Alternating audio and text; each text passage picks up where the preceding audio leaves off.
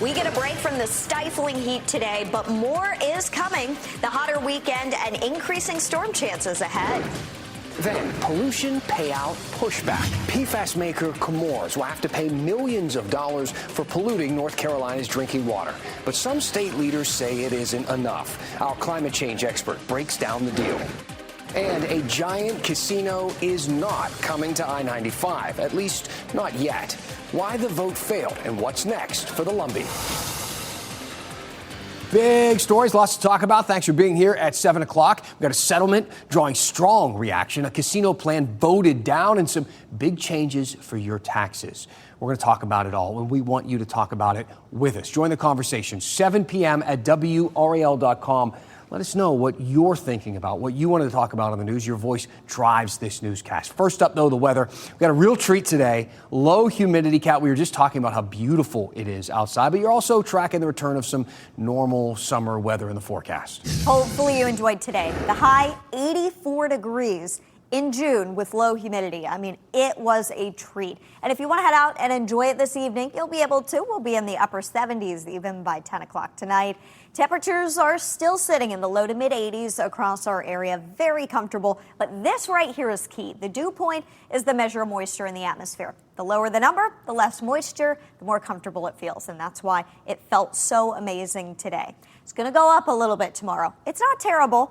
We're going to be back in the tolerable category, and a little bit more heat tomorrow, a little bit more humidity. It's going to be feeling different, but the weekend comes back with full force. It's hot, it's humid, and we have increasing storm chances. We went ahead and bumped up rain chances each day, and I'll break down when we'll have the best chance because this front drops south coming up. All right, talk to you soon. Thank you, Kat. Some big news today from a chemical company accused of dumping toxic chemicals into the water here in North Carolina. The U.S. Department of Justice and the EPA, they announced a settlement with Chemours for $450 million. And as part of this settlement, the DOJ claims that Chemours broke the law for more than a decade, dumping these forever chemicals into our rivers and in 3 different states, including North Carolina. The company's facility in our state became the center of a contamination crisis. Chemours telling us it plans to hire an EPA-approved auditor to review its processes to see what upgrades are needed. Didn't answer our questions about if the agreement creates any new protections out there. But everyone's on board with this settlement. There's a lot to sift through, and not everybody loves the fine details. So to help us make sense of it all, I talked with WRAL climate change reporter Liz McLaughlin. So, Liz, this seems like a clear statement from the EPA that PFAS is bad and that companies like Chemours are not doing enough to keep people safe.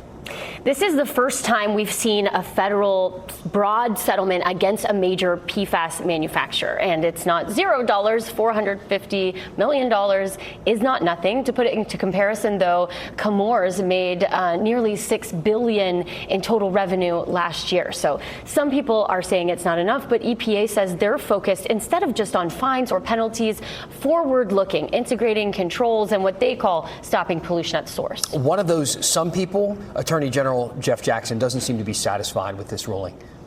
We've heard from Governor Stein, and I spoke with Jeff Jackson earlier today. He called it a slap in the face for Eastern North Carolina, that he feel it didn't go far enough. And specifically in those documents in the consent decree, it had very specific, items, numbers, mitigation programs, treatment for West Virginia, for New Jersey, not so much specific numbers for North Carolina. And because we already had a consent order here, many of those controls are already in place. So the big question mark, what does accountability look like? How did the communities that have been contaminated see justice here? When you talk to Jeff Jackson in his office, what does accountability look like? What were they hoping to see more of in this? Right now, ratepayers, residents, you and I are paying for the cleanup of this, even though there is tons of money in the manufacturing and sale of PFAS, and normal residents did not put this in the water. They're suffering from the health impacts of it, but the filters to take this stuff out are very expensive. Cape Fear Public Utility Authority spent $43 million, has to pay $5 million every year just to keep up with the filter, and all of that is going on people's water bills. Brunswick County, $167 million filter system right now, and Chemours has paid $0 of that. So what happens next? Is there more happening in court? Yes, there is a state case. So separate from this EPA case, Jeff Jackson started it in 2025, and that is going after those cleanup costs, potential remediation for these communities, and damage to natural resources as well. They call them forever chemicals for a reason. They not only persist in our bodies, but in the environment for a very long time. All right. Thank you, Liz. Now, we have been covering Chemours for years, including in the WRAL documentary, Forever Chemicals, North Carolina's Toxic Tap Water. You can watch that right now on the WRAL YouTube page or wherever you stream WRAL. All right, let's get you caught up on everything else today. These are the 5 things you should know right now. Holly Springs officers had to get checked out after a crash this afternoon. The police department telling us an officer was on their way to a call when another driver slammed into them on Main Street right near Highway 55. Investigators told us the officers and the other driver were each transported with some minor injuries. One person is dead. 2 others were hurt after a crash in Johnston County. This happened this morning around 11 o'clock on Macklemore Road. The State Highway Patrol saying that the driver of one of the vehicles drove left of center and hit another vehicle. The Edgecombe County Animal Shelter faces a $3,000 fine from the state, accused of not humanely euthanizing dogs or holding some strays long enough. The shelter says it is fixing all the issues noted in the inspection. It is currently closed over a virus outbreak in eastern North Carolina. Lawmakers overrode 4 vetoes from the governor today. They deal with things like immigration and DEI. 3 of them are now law. The 4th one needs 1 more vote to finalize the override. Governor Stein says lawmakers should be focused on passing a budget instead of these overrides. The Downtown Raleigh Alliance now estimates the crowd at Saturday's championship parade was filled with more than 192,000 people. The number goes up, up, and up the more they take count. Officials use anonymous cell phone data to estimate this attendance. Leaders are also saying the Cup Run brought in more than $13 million for Raleigh. Tax law could get a huge shakeup in our state. The proposal tackles a lot: sports betting, business startups, property tax refunds. The bill's on the governor's desk now, partially thanks to the Democrats breaking rank and siding with some Republicans. WRAL State Government reporter Caroline Yaffa has the details on this story for us tonight. One provision on this tax bill turned the usual political playbook upside down. Senate Democrats actually sided with Trump, and Republicans were on the other side. The sweeping tax bill is now headed to Governor Josh Stein's desk.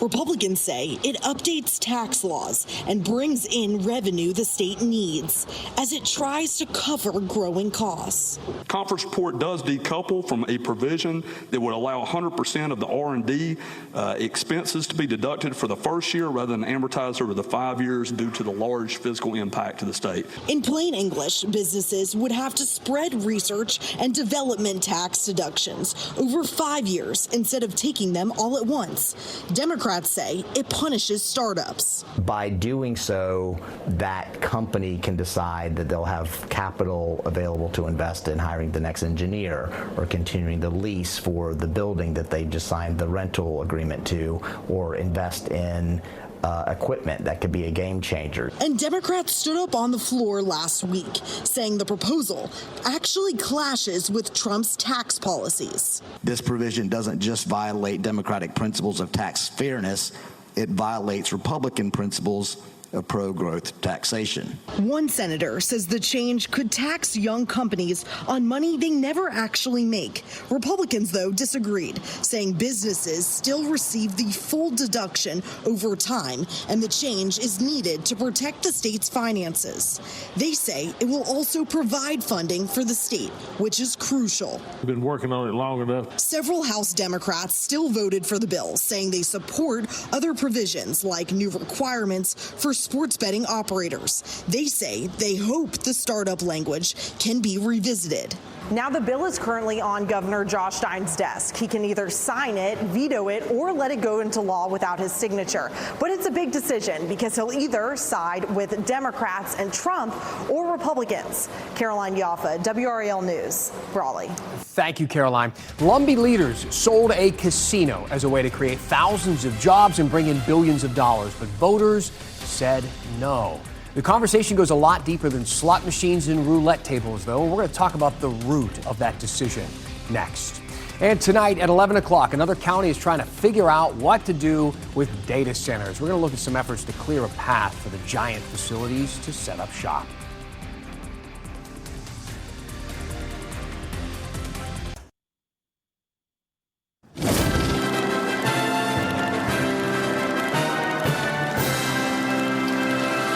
Our quote of the day coming from Robin Branch, a member of the Lumbee tribe. She says, "Lumbees don't take kindly when they're told what to do." The quote referencing a vote against a measure that would have cleared the way for a casino right off of I-95, the project that could have totally flipped the economic outlook of that entire region. It was once one of the main perceived benefits of the tribe receiving the federal recognition that they recently obtained. But when asked if they should do this, the tribe said no.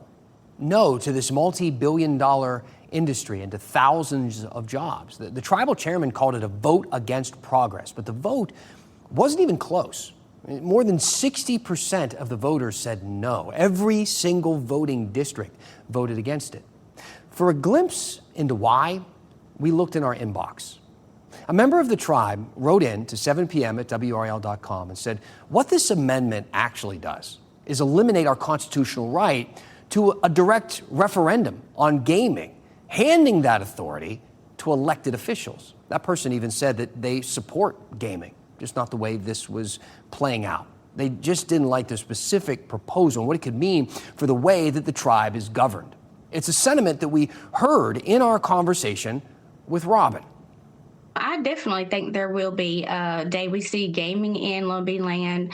It's just a matter of time. We just want it to be done correctly. Time and having it done correctly. Let's talk about those. First of all, what does that look like, being done correctly? It kind of depends on who you ask. The current Lumbee Constitution allows for gaming, but only if it goes to a vote of the people, and that's not what was on the ballot. Voters were deciding whether to give gaming authority directly to the tribal leaders. The tribal council liked this. They wanted it done that way so that they could speed things up, the negotiations with the developers, and get things built quickly rather than needing to go to a vote. The council was all in for this. They passed it overwhelmingly before sending it to this vote to the people. They even set up a website trying to sway people to vote in favor of it, saying, look, they explain the possible benefits, the reasons that this thing needs to pass and why they need this authority. But it didn't pass. So now what? Well, we get on to the topic of time now because the tribal council has an emergency meeting scheduled tomorrow to talk about the next steps. And the tribal chairman says he's kind of over it. He doesn't want to bring this back up until the end of his term, which could be 18 months from now. A new chairman might bring it back, but at that point, it could be too late. See, part of the reason that the Lumbee leaders wanted this passed so quickly and to move it down the line quickly was because South Carolina is considering allowing commercial casinos along I-95, that corridor. If it happens, a casino could open up less than 10 miles from where the Lumbee were eyeing theirs.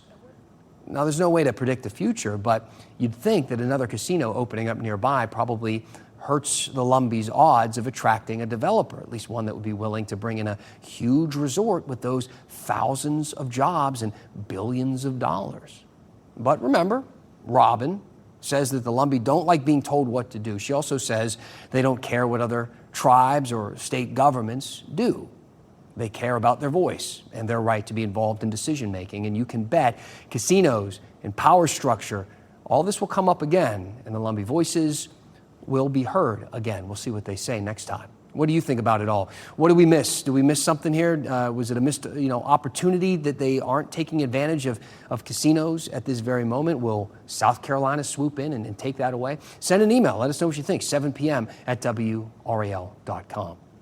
Now to another topic driving a lot of conversation, the drought. This is another installment of our Drought Daily segment. Joy writing in and saying, since we don't have rain and water, what does this mean for our usual mosquito population?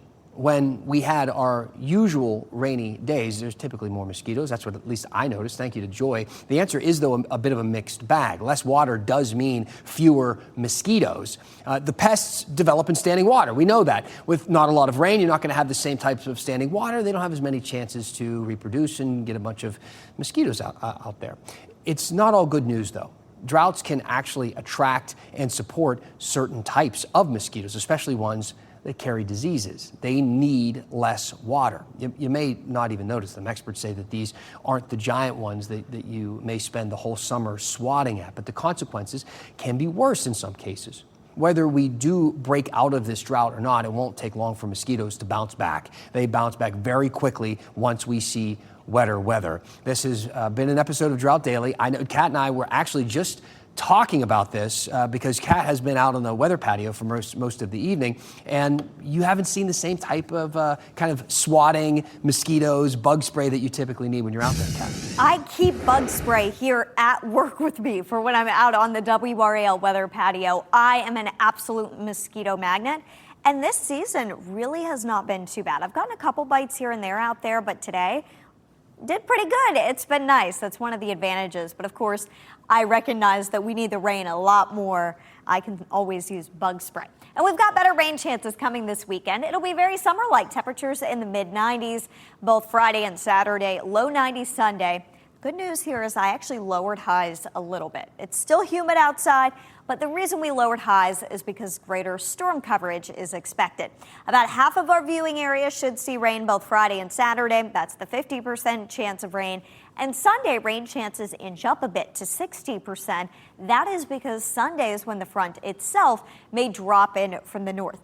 Usually our fronts move from west to east. This is going to be a situation where the front may actually drop in more so kind of tilted from the northeast, and that's what we call a backdoor cold front. They behave a little bit different, but that could help to spark greater coverage of storms on Sunday. In the meantime, we are on the hot and humid side of the front, and I want to stress it's not going to be a washout weekend. Each day, the best chance for rain is going to come later in the day. Tomorrow, still mostly dry, only a 20% chance for rain. 92, and any rain would come during the afternoon. Friday will start out dry, partly cloudy skies are in the forecast Friday. We heat up during the day and a couple of storms start to fire up during the afternoon.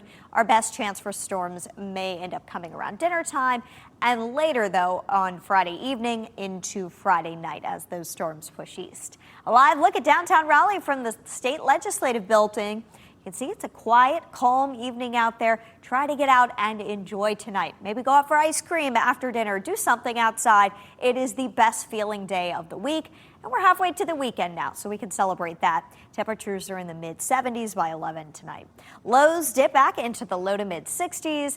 Nice for June. And I want to remind you, when you look at the 7-day forecast during the summer months, you're probably not really looking at the low temperatures at night, but it's a really useful tool. The lower the low temperature is at night, the less humid it's going to be feeling outside. So as we see temperatures dip into the mid-60s tonight, you know, you already felt it, it's less humid out there today. But as our lows go up, the humidity goes up, and that's an easy little trick to tell that it is going to be more humid as we get into the weekend. Sometimes in the summer months, we see lows only dip into the upper 70s. Sometimes, occasionally 80 degrees, so 73 still isn't bad in comparison, but it's going to be heating up again. Mid-90s this weekend, early next week the heat backs off a little bit. We may dry out early in the week. The heat is looking like it's going to be ramping back up, though, just in time for those 4th of July plans. Dan? Sounds good. Thank you, Kat. One last thing is next, and we're bringing back a conversation that led to a big debate. The WRAL sports team weighs in on the North Carolina coaching Mount Rushmore next.